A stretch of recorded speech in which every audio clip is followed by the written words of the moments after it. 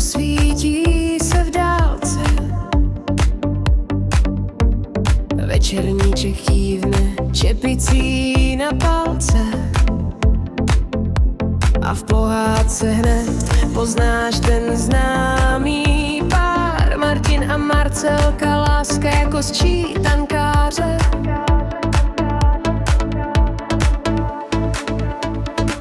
Káťa a Škubánek, jak Káťa se Škubánkem ruku v ruce jdou. Trochu blázni, ale s duší čistou svou. Občas se škádlí, občas je smích. Přesně jak Martin, když Marcelka zvedne ruku jim. Šalala, večerníček se dívá. Tahle láska v pohádkách se skrývá. Šalala, ať svět si klidně spí. Martin s Marcelkou jsou pohádka živá. Živá, živá vidí.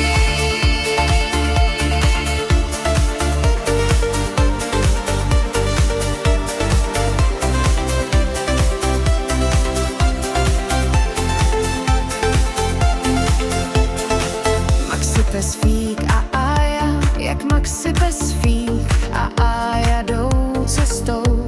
Jeden velké srdce, druhý ví, kam jít s ním přesně.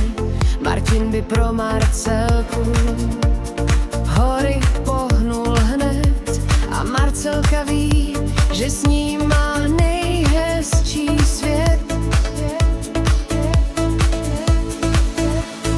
Rumcajs a Manka, rumcaj s Mankou v lese. Láska pevná jak dub, i když svět je divoký, oni drží spolu klub.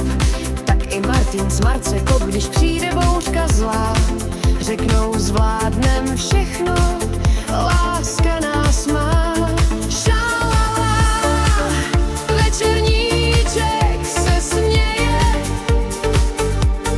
Tahle dvojka všechno přežije. Šalala, a čas si klidně letí. Jejich pohádka dál krásně svítí dětem i dospělým světem.